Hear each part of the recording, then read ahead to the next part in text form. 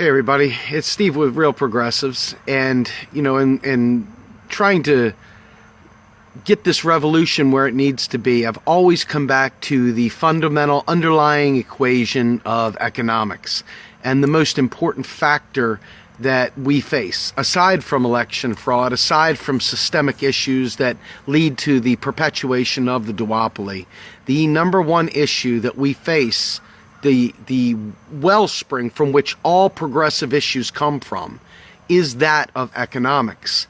And unfortunately, over and over again, we see a conflation of the Gary Johnson crew and the Ron Paul crew coming into the progressive community because they think they've found kindred. And on some issues they have. The problem is, on the fundamental issue of economics, they are as bad off as oil and water. So several people that had Jill signs on their Facebook profiles were debating with me earlier, and I'm trying to get out of my own head, go out there, mix it up a little bit, and I have people talking Ron Paul logic as Jill Stein supporters. Ron Paul logic. The people that want to cut everything in the federal budget. These people want to cut every service we have. They want to cut our economy to nothing because they still believe we're on a gold standard, or even worse, the petrodollar is like the dumb box of rocks economist, non-economist way of talking about the world. So what ends up happening is people convince themselves that they're right. They huddle in little circles of conspiracy-minded individuals. And I'm not talking about the good conspiracy type. I'm talking about the dull spoon conspiracy type, where they're sitting there yapping about debt. And oh my God, the heaping debt, the mounting debt. Folks, the Federal Reserve simply handles monetary policy. The Federal Reserve is not the one spending money into existence. They're not the one doing any of that. The federal government has asked the Federal Reserve, as part of its internal workings, to be the steward of monetary policy. However, the Federal Reserve gets its entire charter from Congress. They're independent within the government. Not external, not totally separate, not this, not that.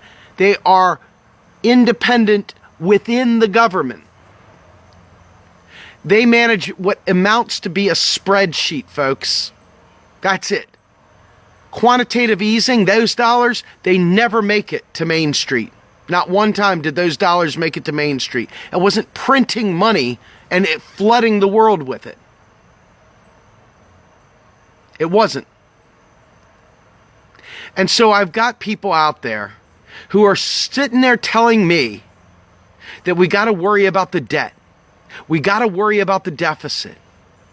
And people wonder why I keep doing these videos over and over again. Because the world is full of people that are dumb as a box of rocks. They are full of people running around saying horribly stupid, dull-minded things that are killing progress. And as I've said, because I am totally not afraid to say it, by extension, murdering people via the means of economics. Your idea that we are drowning in debt is a Paul Ryan, Ayn Rand, nonsensical pile of bullshit. It's ignorant and should be smacked around as such. It shouldn't be coddled. It shouldn't be gently stroked. It should be beaten like a freaking just slaughtered, crushed like a punching bag. Because it's killing people. I've gotten to the point now where I've lost more patience than I've gained in dealing with debt and deficit hawks. The United States is monetarily sovereign. When we have an interest payment, that is net savings for the private sector. When we had a surplus and Bill Clinton sucked the money out of the economy, what happened immediately after that? Did somebody say a recession? Bingo, that's right, a recession. So, debt deficit hawks are murderers, murderers, murderers, murderers. And they are so so sure they're right. That is like the worst. And then they parade around as if they're progressive. Folks, you can't do any of our policies. Like zip, zero, zilch. None of them. If you really believe that we are so constrained, that our debt is so bad, if you really believe that, if you're that dull, you, my friend, have a lot to learn, and your ignorance is literally killing people. I don't know if you know that or not, but it's true. No need in sugarcoating it. You need to hear the facts. Every time you talk about we got to reduce the deficit, let's talk about what the deficit is for a second. So most of you don't even have a clue what the deficit is. The deficit is an annual category of how much do we tax and how much money did we spend. That's the deficit. And it resets to zero every year. You don't carry the deficit for 1,000 years. It's an annual thing. And the reason why we deficit spend is because we have leakages in our economy. In other words, we are a net importer. In other words, we buy people's goods and services, bring them into the nation, and then we send dollars, paper dollars that we create. We don't borrow our own dollars from China. We take our paper dollars and we trade them for goods and services from around the world. The reason why you and I are hurting is not because our government is spending money into existence. We're hurting because our government is not spending money into existence. Because everybody that gets money, you want to get money, you have to go borrow it. You can't print it, you've got to borrow it. You borrow it, it comes at an interest rate. You are now in a perpetual debt prison. You, the only one that can actually print at will, is the federal government. Monetary policy, Federal Reserve. Lending, interbanking dollars, Federal Reserve. Fed funds rate, Federal Reserve. Congress, fiscal policy. Spending on the 99%. Spending new money into existence. One is focused on monetary policy. One is focused on spending into the economy. Now, if you believe we need to cut spending, you're losing it. If you want to cut the military budget, you can cut that, but you need to shift those dollars, because if you take that money out of the economy goes to the toilet, period, full stop. You don't want to cut spending. What you want to do is shift it. You want to change your priorities. You do not want to cut spending. There is no debt, goddammit. It's not like what you think. We don't need to tax to spend. We need to tax to keep the value of our dollar up so that you can't decide you'd like to use bitcoins instead. That's the monopoly power of the dollar. That's what's really going on with the libertarians, or as I like to call them, the LOL-bertarians. They don't like the fact that the government has monopoly power on the dollar. That's it. Don't buy any other stupid stuff they say. It is stupid, and it is murderous, and it's founded in ignorance. And if you don't like how hard I'm saying it, I'm sorry, but I can't do anything but tell the truth. That's how I roll. It's truth time. And you need to wake up, because I'm seeing, like, literally, somebody, I can't remember the person's name, Sky2 or something like that, unfriended me today because I explained how the Federal Reserve worked. They lost their sauce. They had a heart attack. They got so upset, and they hit the unfriend button. I was so sad. It broke my heart. Really, it did. In any event, I need you all to understand that we, the United States of America, is monetarily sovereign. The reason that we will never be like Greece is because Greece gave up their drachma and went on to the euro. They gave up their monetary sovereignty. If this sounds familiar, good. If this doesn't sound familiar, what's up, man? Greece is now a slave to the European Union and the EU. The euro. They're a slave to that. They have to borrow now. Their only shot of getting back to health, because they are a net importer that doesn't have control over their federal currency. They don't have a federal currency. They're a currency user, not a currency issuer, a currency user. Now see, the people that whine about the Federal Reserve, they can't have this conversation with me. They want to break out the creature from Jekyll Isle, read it, done it, stupid. They want to break out all this Ron Paul logic, did it, done it, stupid.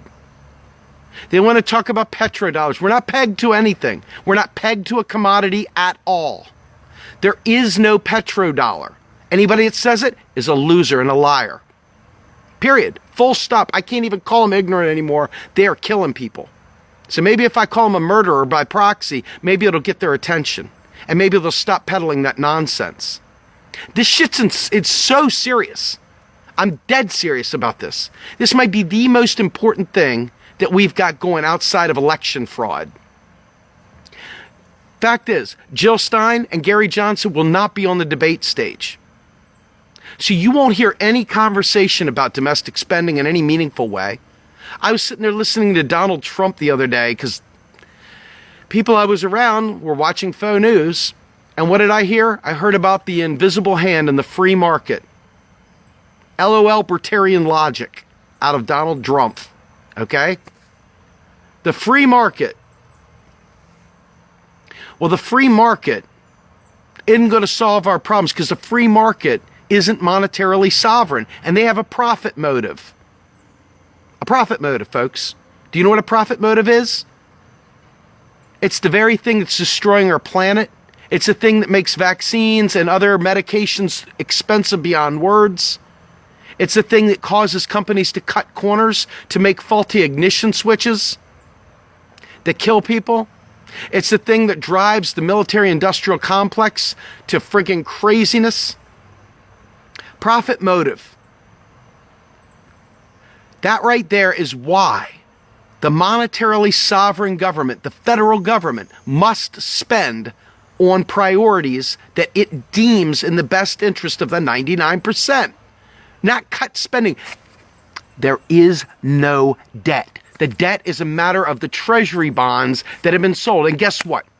We want to cash in our treasury bond. No problem, dude. We'll give you some paper dollars that we printed up. It's not a big deal. We are the monetarily sovereign nation. We are the sovereign. But what about the interest? What about it? We're monetary sovereign. We don't borrow U.S. dollars. Think about the stupidity of this. I mean, when you hear it, don't you just want to seriously just get a scowl and yell and scream, that spittle on the lip kind of yell? That whole like up in your face yell like a drill sergeant when somebody says that you're borrowing dollars from China. Doesn't that make you seriously want to just yell and scream at them for being dumb? That's where I'm at with this. I'm so bitterly angry right now because I'm watching people confuse Gary Johnson as a progressive.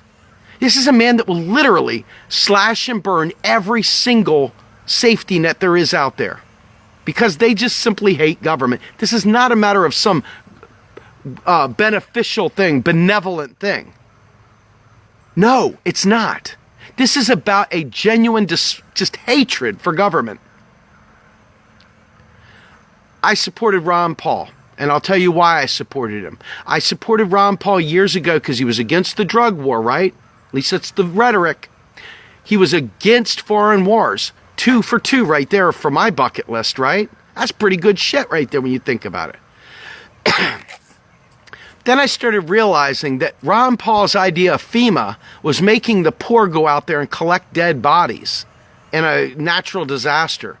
Then I started realizing that it was really just a hatred for government and a hatred for government spending and a hatred for the monetarily sovereign nation of the government because people like Ron like to have gold, hoard their gold, okay? And they like to be able to be rich and look down at the haves and the have-nots, the Ayn Rand makers and takers.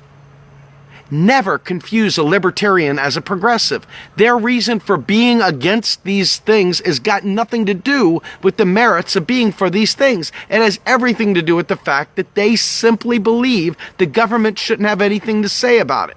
It has nothing to do with the merits of what it is. It's only that they hate the government. Get this through your head. That's why they always talk about cutting spending and wrecking the dollar, because they freaking hate the fact that the government has monopoly power over the dollar. That's it. Anything else is idiocy. I didn't stutter. I trust you. And trust me, I did not stutter. I'm watching people confuse the idea of being progressive with going after the debt, with going after deficits. And all the while, not one of them bothers to care enough to actually learn federal financing. Not one of them gives a crap enough about our nation to learn about what happened when the U.S. went off the gold standard in 1971. But they have a lot to say about cutting spending, don't they? They have a lot to say about stupid conspiracy bullshit. The Federal Reserve is bad because they want to get you in debt to banks. That's it. We can avoid that if our federal government spends money into existence on the 99%. Then we don't have to go into debt to cover basics like healthcare and education, and on and on and on. There's no reason to be frugal because our taxes don't fund spending at the federal level. So all the taxes force crap, I mean, does that ever just make you want to yak? Taxes can be shifted any which way. We could cut corporations' taxes for all I care.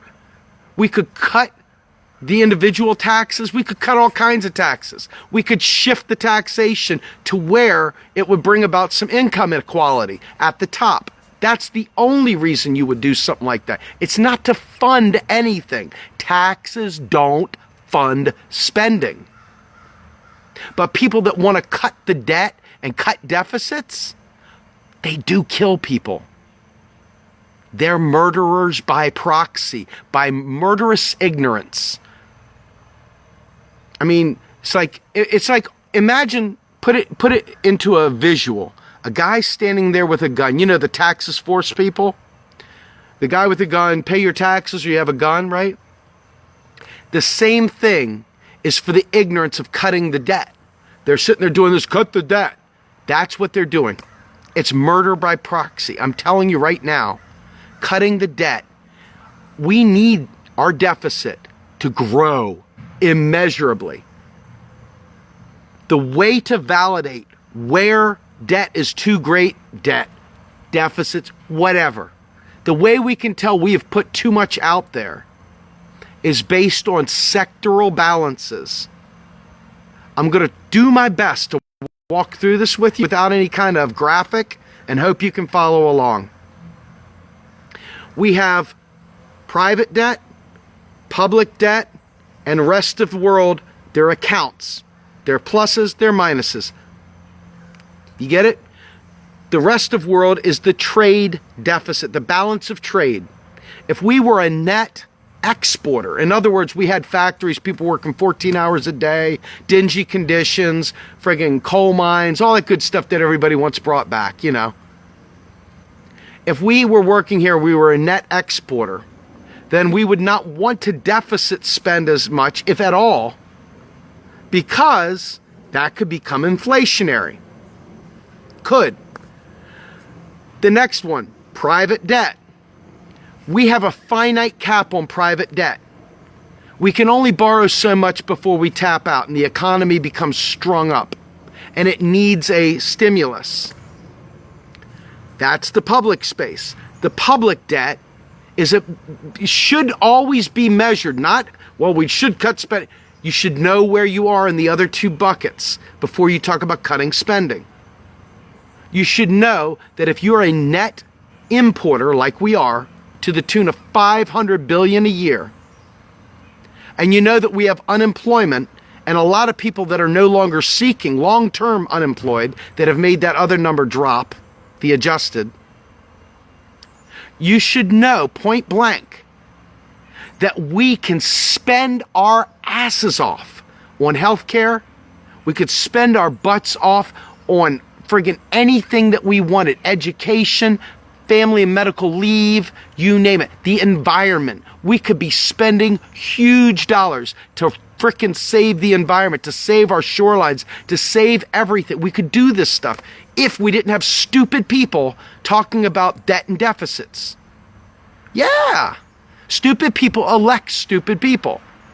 Stupid people, rally up for people that say they're going to cut the debt and the deficit. Stupid people say, wow, he talked about a balanced budget amendment. Let me go hang out with him. Stupid people do these stupid things, play stupid games, win stupid prizes, kill people with stupidity. People are dependent, not on like, oh my God, they're government dependent. Our entire economy is based on a sovereign currency, period. If you elect stupid people because you're stupid yourself and you think we got to reduce the debt and deficit, the economy is going to tank. As it stands right now, we are going to go into a recession before too long. Scout's honor. The only way out of that is to spend money back into the economy. Full stop. And it's not you borrowing money to spend back into the economy. You're tapped. I'm tapped. That's why none of us have any savings. No, the federal government is the lone one left that can spend in the economy. And these stoop fucks want to cut the spending. I don't know, did I say that right?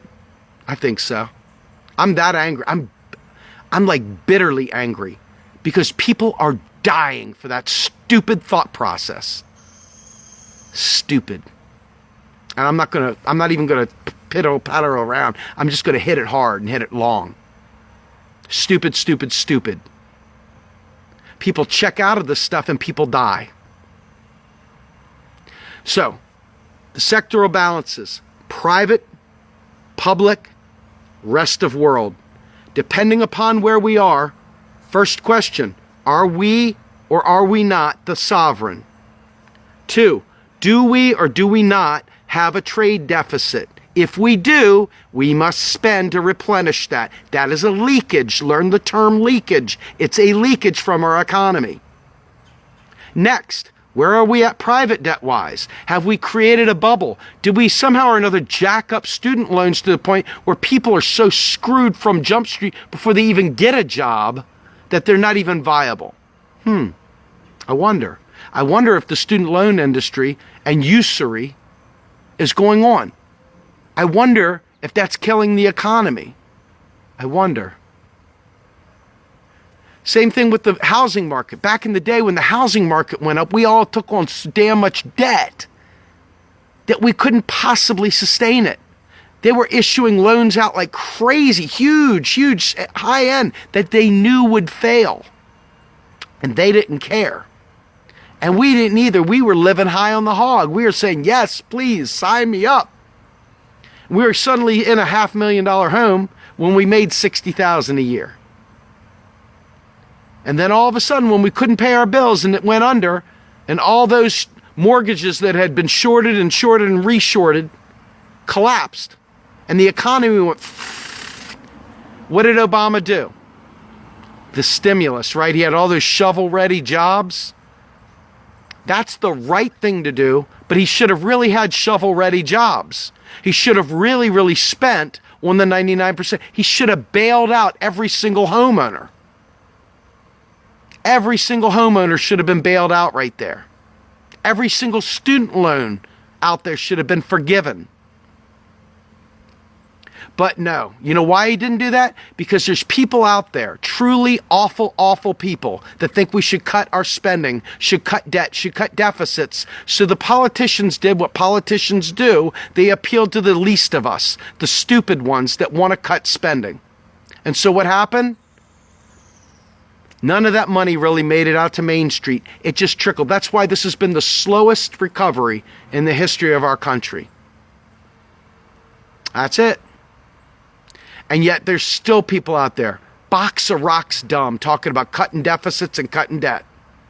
Box of rocks dumb. And talking about conspiracies about the Federal Reserve. Federal Reserve, monetary policy. Congress, fiscal policy. Remember, monetary policy, fiscal policy, monetary policy, fiscal policy. Learn to say the right words. Learn what I'm talking about. Repeat it in public. Because there's a lot of dense people out there that are going to kill people with their idiocy. I wish I was joking. I wish I was making this up. I'm not.